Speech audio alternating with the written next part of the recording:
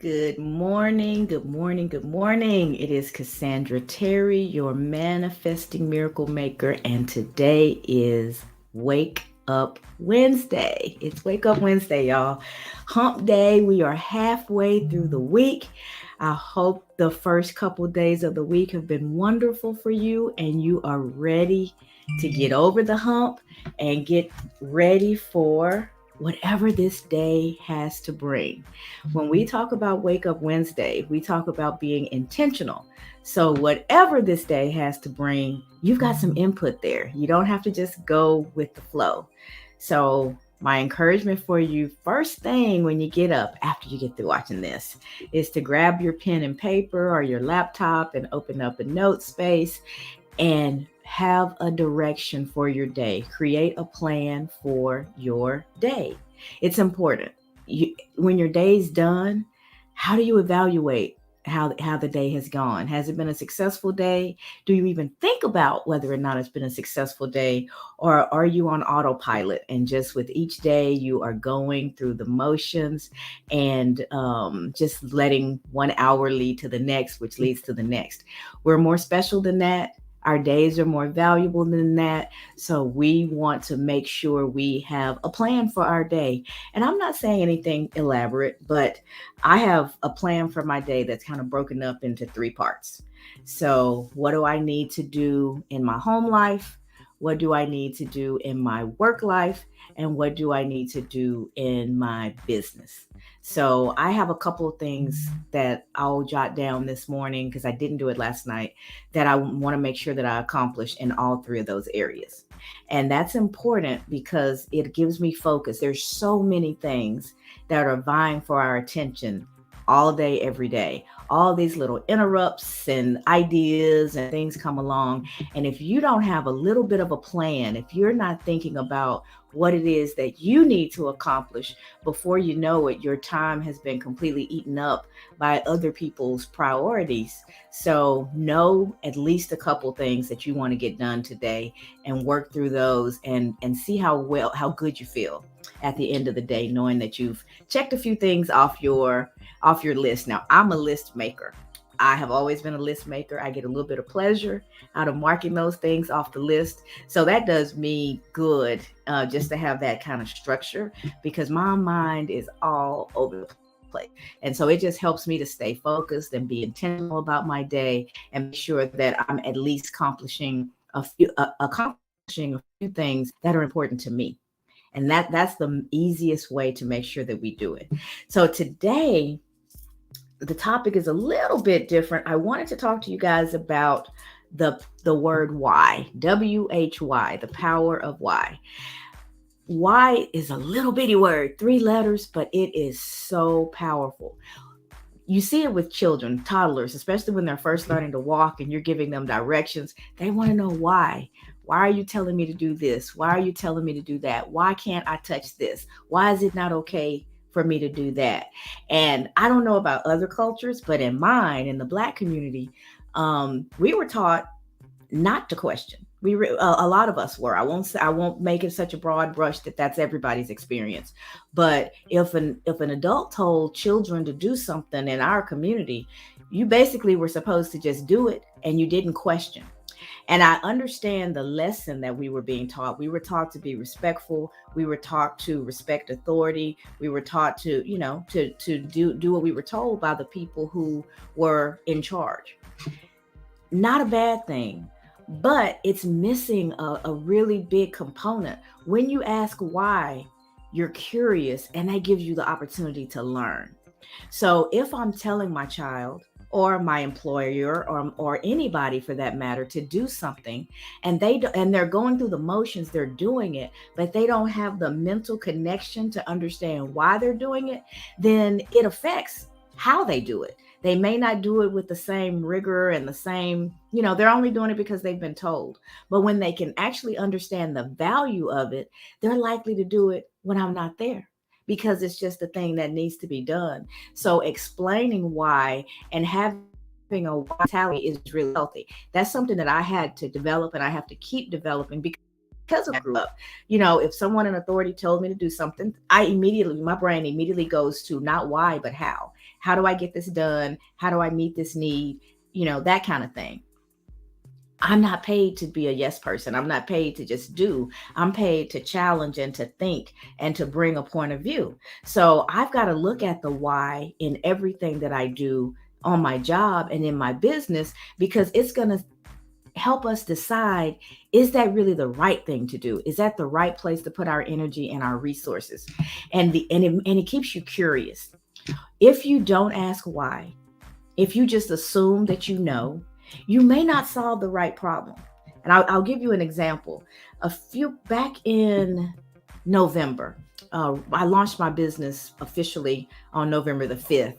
I had a launching party, and that Sunday before, so 6 days before the party, I was at church, and I just had this overwhelming need to go during an altar call, to go to the front, ask for prayer, that sort of thing. And so I followed the need. And that's what I did. When they called for anybody who wanted prayer, I went up. But by the time I got there, I was so overwhelmed with the magnitude of what was happening. I was really feeling that, oh my God, you planted this in me, God, years ago. As a little person, you showed me that I was going to be doing something like this. And in 6 days, it's actually going to happen. So all this gratitude was building up in me. I was overwhelmed with joy, and I was not able to talk. So one of the ladies at church, she came and sat by me, and she's somebody that I love and have had a relationship with a long time. And that's all it took. Once she sat down, the tears just started to roll, and I'm just bawling at this point, and I can't say a word. And so the pastor called for all the, for the women to come up, and they circled around me, they prayed, and I'm just bawling. But what I noticed by some of the things that they were saying is they assumed that something was wrong. My tears were tears of joy. They were tears of gratitude. But because they were tears, people assumed that something was wrong. So even afterwards, I had people coming up to me, telling me everything was going to be okay. They were going to be praying for me. And I felt bad, because I felt like somehow I had led them wrong. But when I think back on it, they had just made some assumptions based on what they were seeing. They saw tears, and the tears resonated with them as, sadness or something, that something was wrong. And so they wanted to help. They didn't mean anything by it, but they were trying to solve a problem that didn't exist. What was actually happening is I was overwhelmed with joy.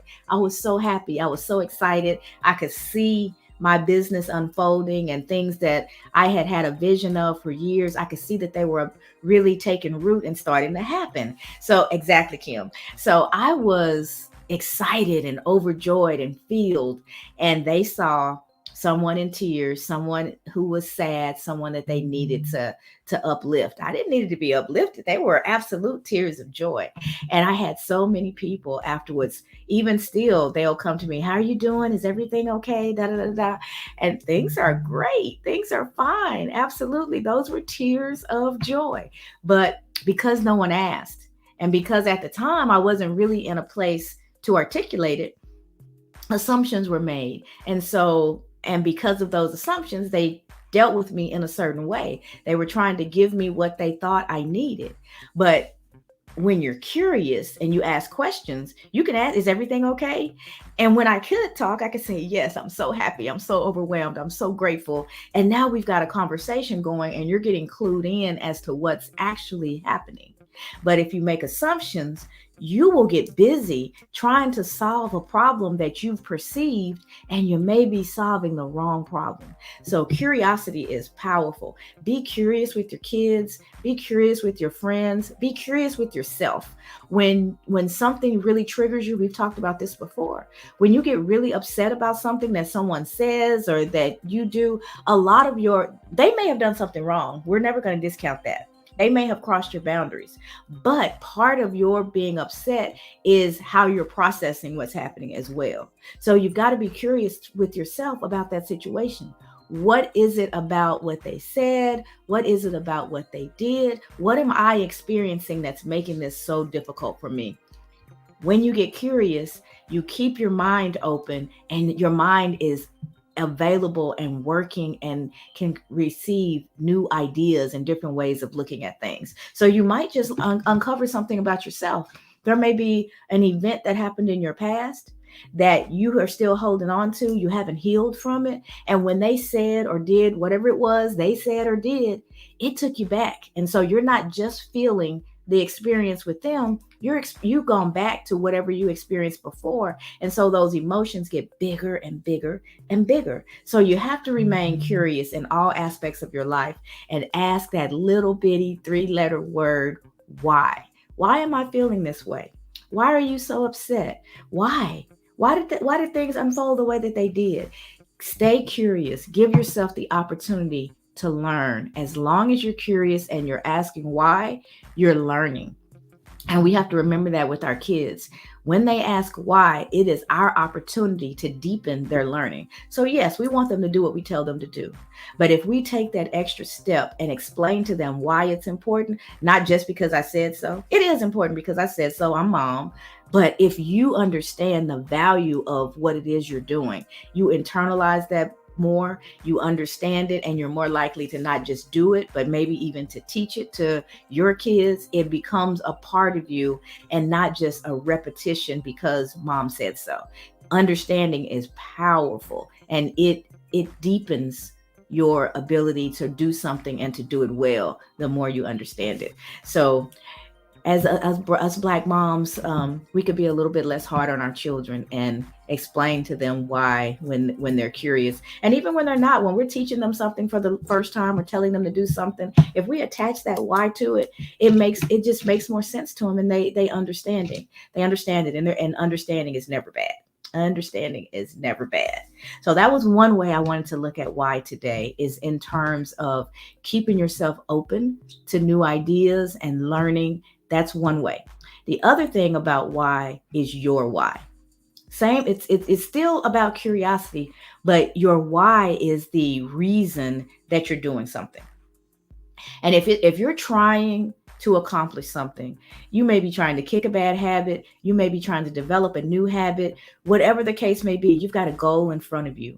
And if you have tried this thing multiple times and you only get so far and then you go back to your old habits, think about your why.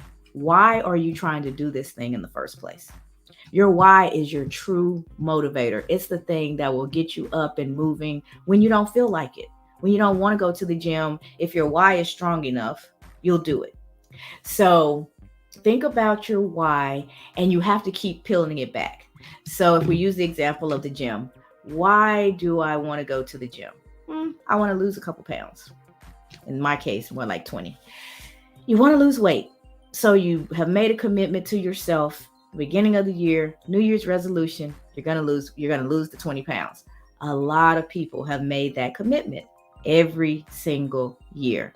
The gyms are packed. You can't get in them the first couple months of the year. And then all of a sudden, you see people start to evaporate. There are fewer and fewer and fewer folks there. And then eventually it gets back to the old standard group that's there all the time, no matter what time of the year it is. And so that group of folks kind of laugh at us, and they what do they call us? The New Year, New Me crowd. I've heard that so many times. The new year, get ready, guys. The New Year, New Me crowd's going to come through, and we're going to be crowded for a little bit, but just hang on.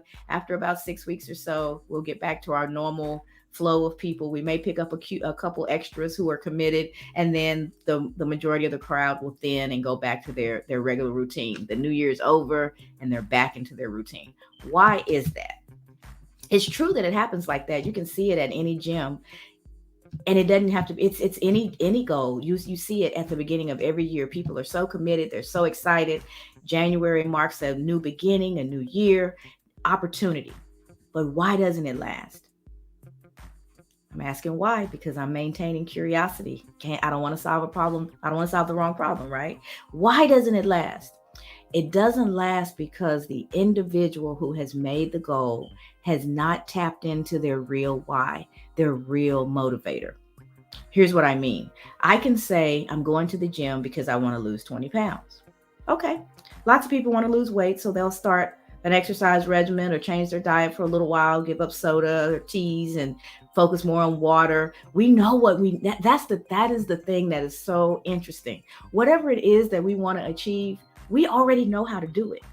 I literally know exactly what I need to do to lose the weight. But what's stopping me from doing it? My why is not big enough. Just losing 20 pounds, why do I want to? I can keep going. Why do I want to lose 20 pounds? Well, I'd like to be a little slimmer and look cuter in my clothes. So that's one why. Obviously, that why is not big enough. It's not connected enough to me, or I would have already lost it. So let's keep going. Why else might I want to lose the 20 pounds? Well, there's a history of high blood pressure in my family. We are very, very thin for the majority of our lives. It's hard for us to get up over 100 pounds. And then somewhere around 40, all of a sudden we start to gain the weight.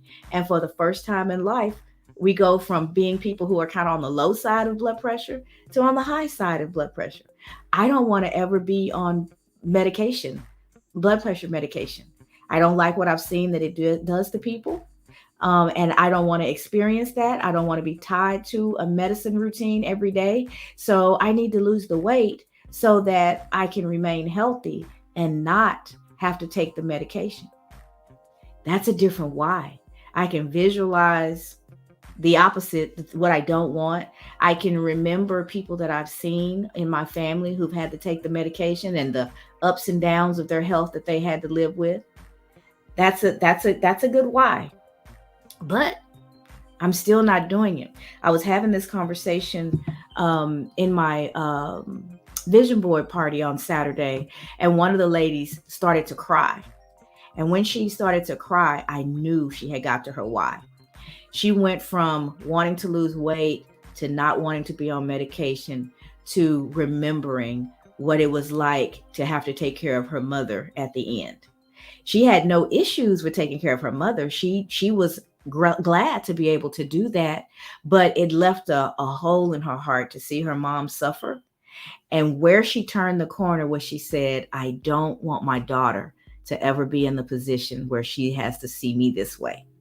Because her mom, because of her medical issues, started to lose limbs and had a lot of issues at the end. And she was like, I was so glad to be able to do for her what she did for me when I was a little girl.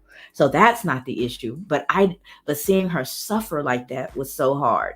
And I don't want my daughter to have to see me suffer like that when I can make some changes now to decrease the chances of that being my story. And she started to cry. That's her why. The love for her daughter and not wanting her daughter to see her suffer was her real why. It evoked emotion. And whenever our emotions are evoked, we're really tied to something. So losing weight, yep, it's a good goal. Not being on medication, great goal.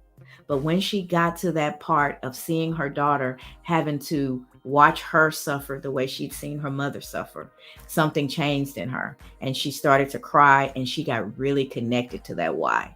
And that will motivate her. That will keep her going. That will get her up. That will help her make good choices. That will help her keep moving. When she falls, it'll help her get back up because we all fall. We do. We all fall. And instead of staying down there, instead of beating ourselves up, if you got that good why, and if you have that good, positive self-talk, you don't stay down long. You may rest for a minute. You may need to take a deep breath, but then you get up and you get going, you get right back on track. That's what having a good why, that's what believing in yourself, that is what having a positive self-image and positive inner voice, that's what it'll do for you. It'll get you right back on track and get you going. So the why, that's what I wanted to talk to you guys about today. I know today is Wake Up Wednesday. It's all about being intentional. And in order for us to be intentional, we have to know where we're going, which means we have to have goals. So it's early for most of us. So make sure you grab your pen and paper or whatever you use to take notes and write down a couple of things that you want to accomplish in each aspect of your life today. What are the 4 or 5 things that you want to make sure you get done before the day's over? Write those down and it'll help you stay on track as life interruptions come your way. So that's one thing. And then when you do fall off track, you have to remember why you're doing whatever it is that you're doing. You have to remember that. That why will keep you going when everything else is saying, sleep in, don't worry about it. You can get to it any other. All the rest of the people aren't working this hard. They're not doing that. That inner chatter will will get going. And before you know it, you're off track. And you have to realize that, stop it in its track and go, I'm doing this because this is important to me, because I am going to succeed at this, because, and you fill in the blank with your why, and that will get you up and get you going and allow you to be intentional today and every day, and not just intentional, but successful in your intentions. So I see Alicia is with me this morning. I see Kim is here. Good morning, both of you. Thank y'all for joining. I'm not sure if anybody else is on right now. I think I saw somebody, but not sure. But if you are here, welcome. I appreciate your presence. If you see this later, hashtag replay, leave your comments. And I would love to have a conversation with you about being intentional, about being curious, about finding your why. Keep peeling back till you get to the core of why you're actually doing something, and that will keep you moving and keep you moving in the right direction. So thank you guys so much for tuning in. I am Cassandra Terry, your manifesting miracle maker, wishing you the best of your Wake Up Wednesday. I will see you tomorrow on Good Morning, Karen. I will see you guys tomorrow. Tomorrow is Transformation Thursday. I usually do Thursdays at noon Central because of I have a work obligation at 7. But I think that actually got moved tomorrow. So stay tuned. I will book it in advance so that you can see what time I'm coming on. But I may be able to do 7 a.m. tomorrow instead of noon. And if you have an opinion about that, if you're accustomed to doing noon and you'd rather I keep it that way, feel free to drop me a note, drop a comment, and I will definitely take that in consideration, because tomorrow, I think I could do it either way. I could do 7 a.m. or I can do noon Central. So I'd love to hear what your preference is. So drop me a comment, hashtag replay when you see this later. And you ladies that are with me, Karen, Kim, Alicia, y'all have a wonderful day. And I will see you guys tomorrow.